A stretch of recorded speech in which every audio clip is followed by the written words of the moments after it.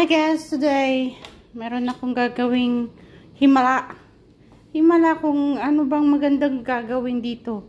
Kasi dito sa lola ko, ang dami-daming mga magagandang damit niya. Kaso, na-stuck sa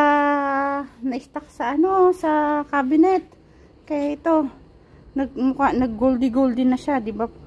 Ano, ito yung mga nagbatik-batik na siya ng gold. Ito, habang nag-ano kasi ako, nilalabahan ko yung mga damit ni lola kung ano kayang pwede ko pang ma-save para mawala ito at maging bago. Alam niyo ba kung ano ginagawa ko dito, guys? Ibinababad ko muna sa sabon, tapos nilalagyan ko ng Clorox o kaya Economica. Tignan natin kung kaya pa nating i-save ito. Ano ba yan? Ano na kasi yung hindi rin maganda yung madami kang damit pero nai-stock lang kasi pang OTD mo ba lang. Ang ganda pa naman ng permado nito. Kaya ito kaya ba? Tingnan nyo guys, i-update ko kayo mamaya kung anong mangyayari dito sa damit na to, kung maisasave pa natin kasi napakaganda ng ano to. Gagawin ko lang dito, ibababad ko muna sa tubig, lalagyan ko ng sabon,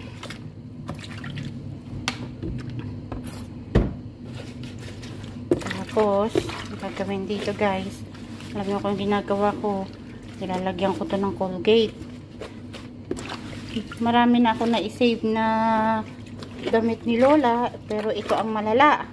Tingnan natin kung i-effect pa yung Colgate dito kasi talaga namang madami makikita kasi ang aking langgana ay red. Pero ito, gaganyanin natin siya, lagyan mo siya ng sabon. Saka ito, kuskusin. Papakita ko sa inyo mamaya kung maisisave pa ba natin itong saka natin ipapa-arawan. Ano ko kung kaya pang isave. Magkatapos kong kusitin, ibababad ko muna sa araw. Ikukula muna natin to kung talagang ito ay matatanggal. Kaya ito na yung mga nauna kong ginawa kasi si lola talaga ganito ang mga ano nila, style nila. Sayang yung mga magagandang damit. Kaya ang gagawin ko guys, ito ikukula ko muna, i-update natin, kula na muna natin sa araw. Ganyan tayo diba sa Pilipino, ganito tayo pumuputi pag nilagay sa sabon, nilagay sa araw, ikukulang muna, lalagyan ng Clorox. Ito dahan-dahan lang ang pag ano niya kasi sensitive tong tela na to. Kaya kung ano yung mas magandang technique na pwede nyo i-share sa akin para maibalik ko yung ganda ng damit na to, i-comment nyo dyan sa baba para maging pero na yung iba natatanggal din nawawala na. Kaya lang ikukula ko pa yan. Yung sa mga puti na blouse ni lola ko, tanggal ko na. Ito na lang. Tingnan natin kung pumapag-asa guys. Ay naku, kailangan din talaga, alam nyo ba, ang damit ay kasama ng energy natin yan. Kaya yung iba na yung may maraming damit, wag nyo gagawing basahan, pupunas nyo sa kasi nagre-reflect din ng energy natin yan. Kaya ano yun lang natin, yan, ganyan lang gagawin natin. Abangan natin ng 1 hour, mawawala din yung mga butik na gold. Mabisa rin na pampaputi ng sapatos pag naglalaba ako yung Colgate guys, pero mas maganda yung puti.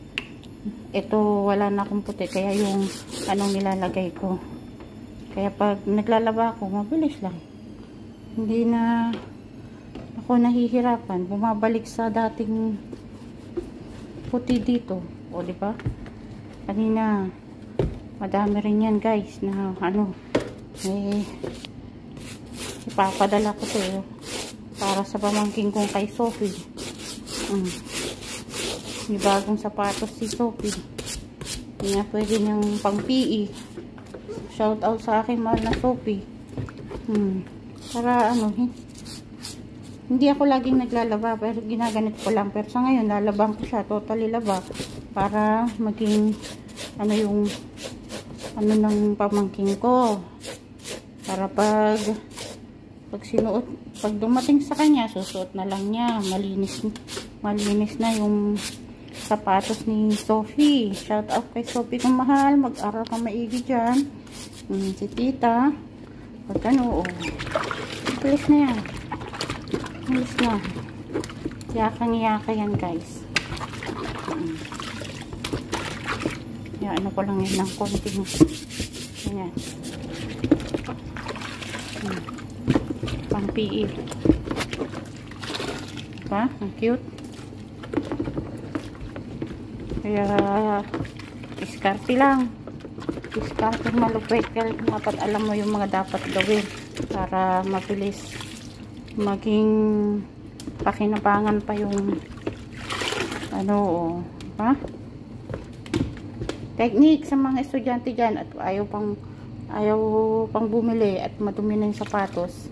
Ang solusyon lang dyan, guys, ay Colgate. Maraming gamit ang Colgate. Colgate ang madalas kong panglinis din sa mga ganito, guys. Sa mga ano nyo, panglinis nyo lang yan, ganyan nyo lang siya, tapos i-scrub nyo. Maraming pakinabang ang Colgate, kaya pag mura ang Colgate, bumibili ako, hindi para lang sa pangngipin. Mabilis siya, madali siya talagang panglinis. Kita mo, guys, konting ano lang ng Colgate, ayos na. Kaya thank you, Colgate, you're so useful for my daily living. Kaya for my working here, it's good that I always use Colgate, hindi lang sa aking ngipin. Kaya hanggang sa muli nating pagkikita, guys, abangan ng mga tips hack ni Rowena Sullivan.